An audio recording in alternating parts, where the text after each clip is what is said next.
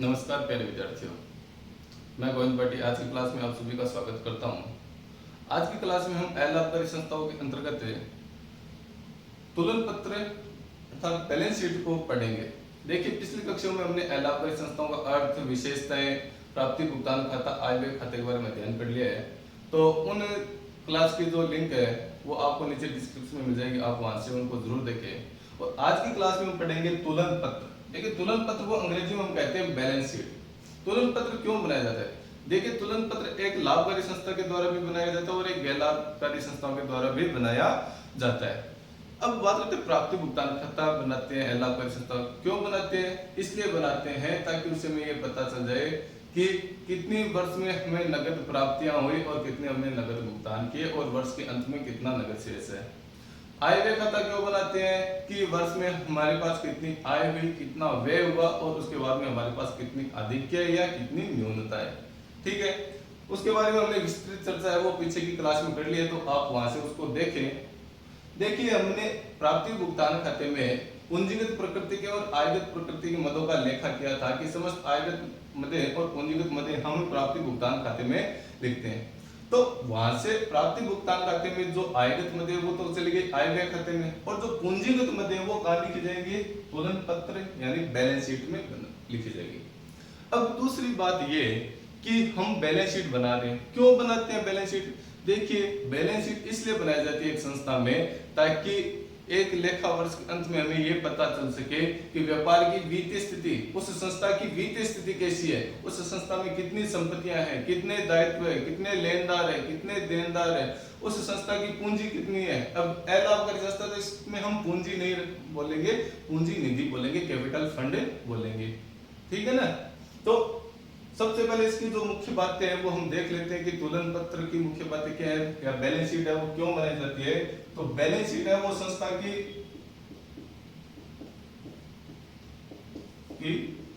वित्तीय स्थिति की जानकारी के लिए बनाई जाती है।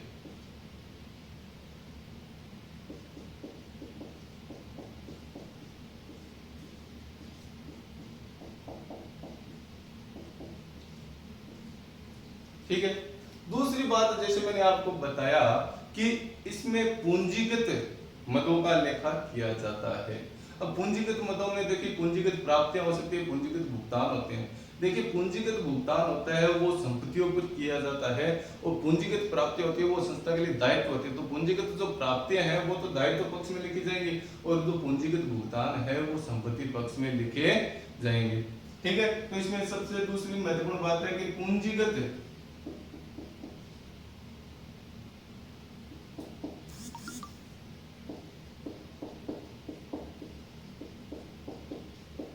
पूंजीगत मदों का लेखा किया जाता है। देखिए प्यारे विद्यार्थियों, अब मैंने आपको जैसे कहा कि एक व्यापारिक संस्था और एक अलाभकारी संस्था के द्वारा जो चिट्ठा बनाया जाता है दोनों एक सा होता है। तो अलाभकारी संस्था का जो चिट्ठा होता है, बैलेंस शीट होता है, वो व्यापारिक संस्था के समान होता है। व्यापारिक संस्था के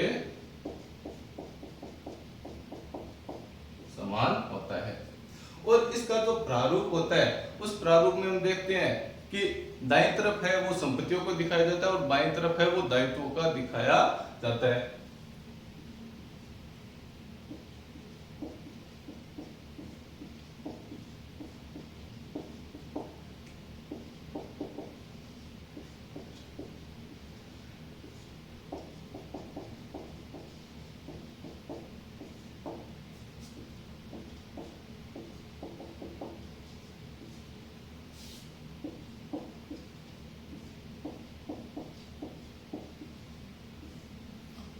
देखिए, तुलन पत्र में दाईं तरफ है वो हम संपत्तियों को दिखाएंगे और बाईं तरफ है वो हम दायित्वों को दिखाएंगे। ठीक है, इसके अलावा पूंजी निधि को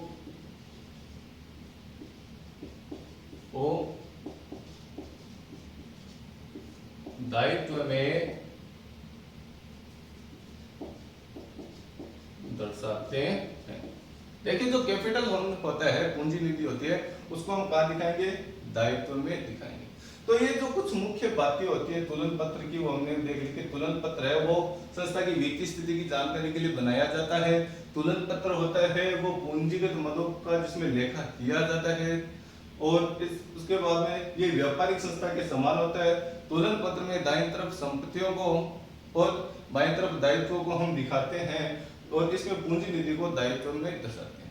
ये जो कुछ मुख्य बात है और बाकी आप लोगों ने 11वीं क्लास में पढ़ रखा है कि बैलेंस शीट का प्रारूप कैसे होता है, बैलेंस शीट में संपत्तियों को किस क्रम में दर्शाते हैं, दायित्वों को कैसे दिखाते हैं, उनको आप सबने पढ़ लिया है। तो इसका प्रारूप बना के हम देख लेते हैं कि बैलेंस शीट का प्रारूप हम कैसे बनाएंगे।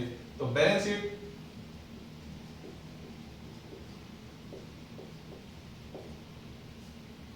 का जो प्रारूप बनाएगा तो इस पक्ष में तो दायित्व है और इस पक्ष में संपत्तियां।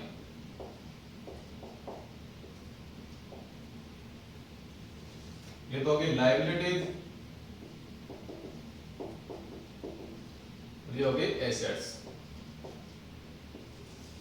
तो इस पक्ष में सारे दायित्व आ जाएंगे, अल्पकालीन दायित्व, दीर्घकालीन दायित्व, प्रोविजन वगैरह सब दायित्व में आ जाएंगे और जो संपत्तियां स्थायी संपत्तियां हैं, चालू संपत्तियां हैं, वो सभी संपत्ति पक्ष में आ जाएंगे।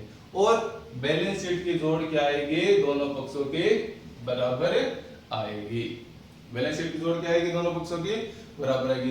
तो आज हमने ये तुलन पत्र के बारे में देखा कि तुलन पत्र क्या होता है, तुलन पत्र क्यों बनाया जाता है। तो तुलन पत्र है वो किसी भी संस्था की वित्तीय स्थिति की जानकारी के लिए बनाया जाता है। और तुलन पत्र में क्या लिखते हैं, तुलन पत्र में संपत्ति और दायित्वों का लेखा किया जाता है। तुलन पत्र में संपत्ति और दायित्वों को किस प्रकार से दिखाएंगे, एक बैलेंस शीट का प्रारूप बनेगा जिसके बाएं पक्ष में तो सभी दायित्व दिखाएंगे और दाएं पक्ष में सभी संपत्तियां दिखाएंगे।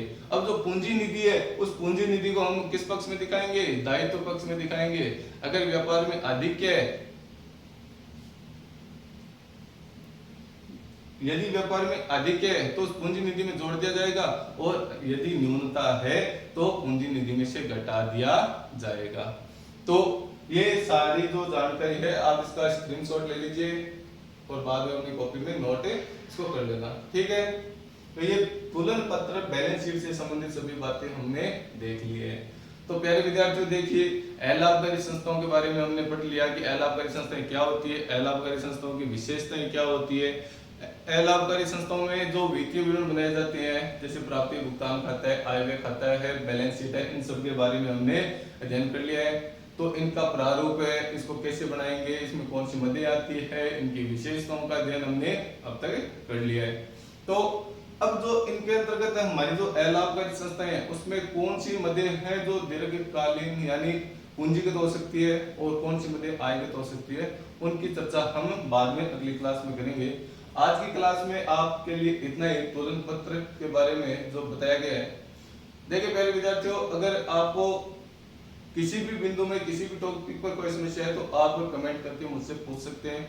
आपको क्लास कैसे लगी आप जरूर कमेंट करें कि आपको अच्छी लगी, नहीं लगी या कुछ और बताना था वो रह गया है, और अपने साथियों के साथ जरूर शेयर करें ताकि उन लोगों को भी ज्यादा से ज्यादा फायदा हो सके। धन्यवाद।